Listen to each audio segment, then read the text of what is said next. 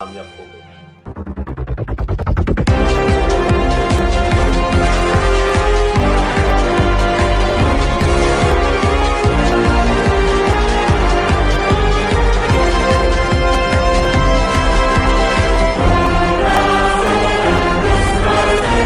थोड़ा स्टार्टिंग अच्छा से हो जाए। नेचुरल रिसोर्सेज, देखिए नेचुरल रिसोर्सेज को सबसे पहले डिफाइन करिए। Resources which are available on the earth, resources which are available on the earth exist independently of human activity and has utility are called natural resources। देखिए वैसा resources जो human के लिए, human activity और utility के लिए available हो, उसे हम क्या कहते हैं? नेचुरल रिसोर्सेज कहते हैं। जितना भी चीज़ अगर दुनिया में जितना भी रिसोर्सेज है उस सब का यूज तो ह्यूमन बीइंग से ज़्यादा करता है, लिविंग ऑर्गेनिज्म भी ज़्यादा उसका यूज कर रहा है। तो हमारे एक्टिविटी और यूटिलिटी के लिए जो अवेलेबल है उसे हम कहते हैं नेचुरल रिसोर्सेज। आगे देखिए इसमें मेन रिसोर्सेज क्या क्या है। मेन रिसोर्सेज क्या है? सबसे फर्स्ट एक है वाटर, सॉरी एयर, इसके बाद वाटर, इसके बाद लैंड, इसके बाद लाइफ। देखिए एयर एक ऐसा रिसोर्सेज है जिसके बिना हम एक पल नहीं जीवित रह सकते, ऐसा रिसोर्स है। तो ये नेचुरल रिसोर्सेज है, ना कि किसी ह्यूमन बीइंग्स ने बनाया। तो ऐसा रिसोर्स है जिसको मैन मेड थिंग इसको नहीं कहेंगे, ये नेचुरल थिंग है जिसे नेचर ने बनाया। तो ये नेचुरल रिसोर्सेज है। तो सबसे पहले एयर है नेचुरल रिसोर्सेज। अब इसका हम लोग जो है यूज कैसे करते हैं और पोल्यूटेड कैसे करते रहे, इसके बारे में हम पढ़ेंगे। इसके बाद वाटर भी हमारे लिए बहुत ही ज़्यादा यूजफुल रिसोर्सेज है, वाटर। और इसके बाद है लैंड, जहाँ पर हम लोग गुजर बसर करते हैं, हमारा जीवन बीतता है, वो जगह ही लैंड होता है, और जो कि बहुत कम परसेंट में है अर्थ पर। और इसके बाद लाइफ है। लाइफ जो इस धरती पर जितने भी ऑर्गेनिज्म अपना जीवन व्यतीत कर रहा है वो है लाइफ। देखिए एटमॉस्फेयर क्या होता है, आप पढ़ते हैं हम लोग एटमॉस्फेयर। अब बायोस्फीयर इसके बाद पढ़ेंगे कि एटमॉस्फेयर, इसके बाद है आपको हाइड्रोस्फीयर और लिथोस्फीयर, इसको मिलाकर बनता है बायोस्फीयर। तो सबसे पहले हम लोग इस तीनों को जान लेते हैं, इसके बाद बायोस्फीयर के बारे में बाद में जानेंगे। ठीक है, ये सब पढ़ना है हमारे इस चैप्टर में, नेचुरल रिसोर्सेज में, air, water, land and life के बारे में। फिर देखना है कि एटमॉस्फेयर क्या होता है, लिथोस्फीयर क्या होता है, हाइड्रोस्फीयर क्या होता है। फिर देखना है कि बायोस्फीयर क्या होता है। ठीक है, और इस सब का साइकिल के बारे में पढ़ेंगे। इसके बाद कौन सा गैस हम लोग के लिए यूजफुल है और कितना परसेंट हम इनहेल करते हैं, कितना परसेंट एक्सहेल करते हैं, इस सब के बारे में हम लोग इस चैप्टर में पढ़ेंगे।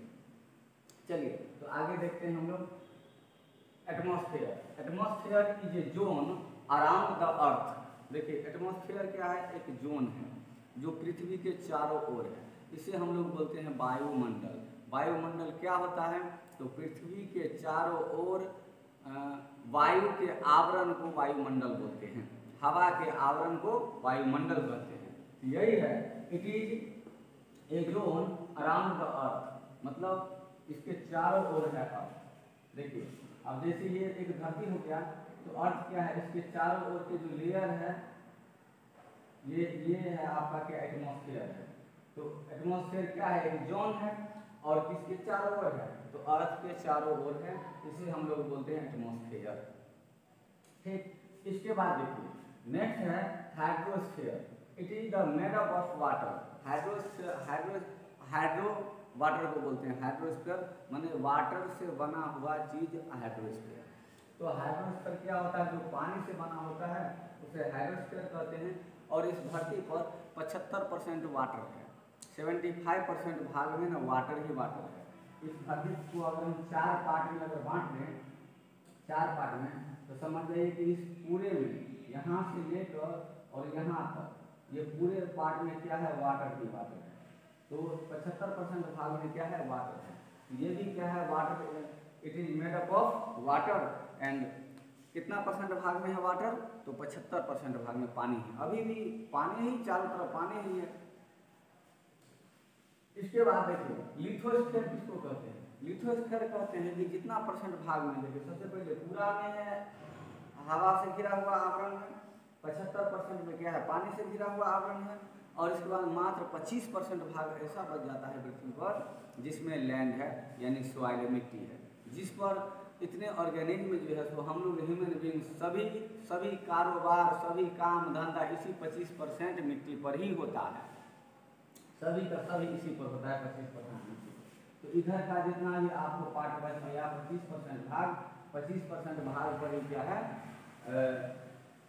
25% भाग में ही सॉइल है, और इसे हम कहते हैं लिथोस्फीयर। ध्यान में रखिएगा, the zone made up of soil is called lithosphere and the earth is covered with 25% of soil. 25% soil से ही बना होता है, इसे हम क्या कहते हैं, लिथोस्फीयर। इसके बाद देखिए आगे हम लोग देखेंगे बायोस्फीयर। इसको एक बार नोट डाउन करिए, फिर आगे देखते हैं।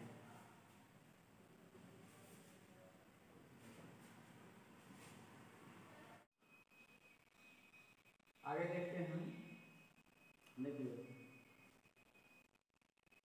अब इससे पहले हम लोग पढ़ चुके हैं नेचुरल रिसोर्सेज क्या होता है। इसके बाद पढ़े एटमॉस्फेयर, लिथोस्फेयर एंड हाइड्रोस्फीयर, ये क्या होता है। अब देखते हैं इसके बाद क्या है, बायोस्फीयर। बायोस्फीयर क्या होता है इसको देखिए, और इसके बाद पढ़ेंगे कंपोनेंट्स ऑफ बायोस्फीयर, और इसके बाद जो है सो आगे देखेंगे कि इसमें फर्स्ट क्या है, फर्स्ट जैसे air, water, land and life के बारे में हम आपको बताए थे। तो उसमें पहला जो है सो स्टार्ट करेंगे हम लोग एयर से।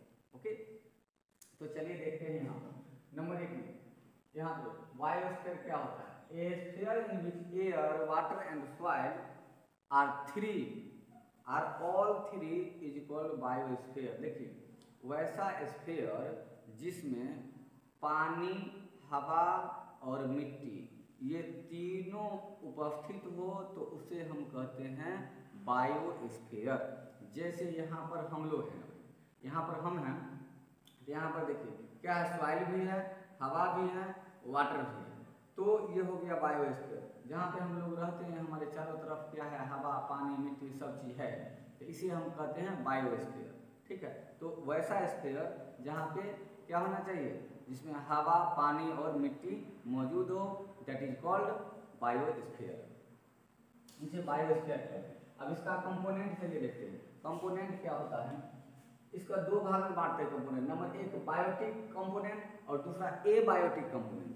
Biotic component and abiotic component, दो भाग में बांट दिए। अब इसमें एक बायोटिक कंपोनेंट में क्या आता है, लिविंग थिंग्स जितना भी है, लिविंग ऑर्गेनिज्म जितना भी आता है, ये सब आता है बायोटिक कंपोनेंट में। जैसे प्लांट हो गया, एनिमल हो गया, फंगाई हो गया, एल्गी हो गया, बैक्टीरिया हो गया, ये सब का सब आ जाता है किसमें, तो बायोटिक कंपोनेंट में। जितना भी लिविंग थिंग्स है ये सब बायोटिक कंपोनेंट में आ जाता है। और एबायोटिक कंपोनेंट में क्या क्या आता है, जैसे air, water, soil, minerals, vitamin, जितना भी चीज़ ये आ जाता है इन एबायोटिक कंपोनेंट में। लेकिन ये जो लिविंग थिंग्स जो है, ये बायोटिक कंपोनेंट्स के जितने भी थिंग्स है, ये जो है तो एबायोटिक कंपोनेंट पर डिपेंड रहता है। अगर ये नहीं होंगे तो इसका जीना मुश्किल हो जाएगा। तो इसीलिए एबायोटिक कंपोनेंट का इस धरती पर होना जरूरी है। जैसे देखिए एयर, वाटर, सॉइल, मिनरल्स, ये सब जो है इस धरती पर होना जरूरी है, नहीं तो इसका जीना मुश्किल हो जाएगा। ये नहीं रहेंगे तो ये नहीं रहेंगे, मतलब कि एबायोटिक नहीं रहेगा, हवा नहीं रहेगा तो लिविंग ऑर्गेनिज्म रहेगा नहीं रहेगा, पानी नहीं रहेगा तो पानी मिलेगा ही नहीं, तो पानी के बिना मर जाएगा। इसके बाद जो है सो खाने पीने के बना, अब मेन बात है क्या कि सॉइल ही नहीं रहेगा तो कहाँ पानी मिल जाएगा इंसान रहने के लिए।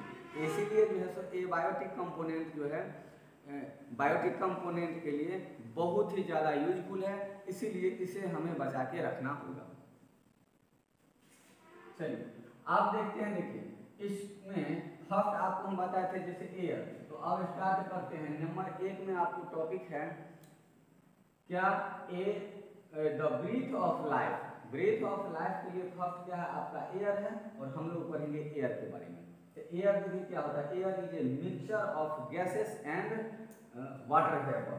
देखिए एयर क्या है, यह एक मिक्सचर है। इस हवा में ना बहुत सारे चीज रहते हैं, जैसे हवा भी कई टाइप का नहीं, oxygen, hydrogen, nitrogen, carbon dioxide, ये सब है। इसके बाद इसमें धूल कण भी रहता है, वाटर वेपर भी रहता है, ढेर सारा। तो सभी चीज का ये क्या है, मिक्सचर है, ये मिक्सचर है, समझे। तो एयर जो है सो मिक्सचर है। और इसमें क्या क्या अभी बताए हैं कि किसमें गैस का मिक्सचर है और वाटर वेपर का मिक्सचर है। It is useful for inspiration. देखिए हवा जो है तो हमारे इंस्पिरेशन के लिए, हमारे श्वसन के लिए हवा बहुत ही ज़्यादा जरूरी है। नहीं, हम अपने अंदर ऑक्सीजन लेते हैं और कार्बन डाइऑक्साइड छोड़ते हैं, तो इनहेल करते हैं ऑक्सीजन और एक्सहेल करते हैं कार्बन डाइऑक्साइड। तो इनहेलेशन के लिए जरूरी है हवा, हवा में भी ऑक्सीजन ज़्यादा जरूरी है। इसके बाद कंबशन। कंबशन देखिए हम लोग आग जो जलाते हैं, आग जलाते हैं तो उसी कंबशन बोलते हैं बर्निंग के लिए। तो बर्निंग के लिए भी हेल्पफुल है एयर। अगर ऑक्सीजन ही नहीं रहेगा तो वो आग ही नहीं जलेगा। देखते हैं जहाँ कुआं रहता है, कोई सूखा हुआ कुआं ना, तो उसको साफ करने के लिए ना चेक कर लिया जाता है। चेक कैसे किया जाता है बताएं। देखिए उसमें यह देखा जाता है कि उसके अंदर में ऑक्सीजन है कि नहीं तो जाएगा आदमी मर जाएगा, क्योंकि ऑक्सीजन नहीं रहेगा, कार्बन डाइऑक्साइड रहेगा, कितना देर तक जिंदा रह पाएगा। तो इसीलिए पहले चेक कर लिया जाता है। तो चेक कैसे करिएगा, एक लालटेन जलाइए, लालटेन में रस्सी बांध के आराम से उसमें धीरे धीरे धीरे धीरे गिराइए। और रस्सी जब गिराइएगा और नीचा चला गया आराम से, देखिए जल रहा है, और जलने के 1-2 मिनट बाद, 1-2 मिनट जाते जाते वो बुझ जाएगा।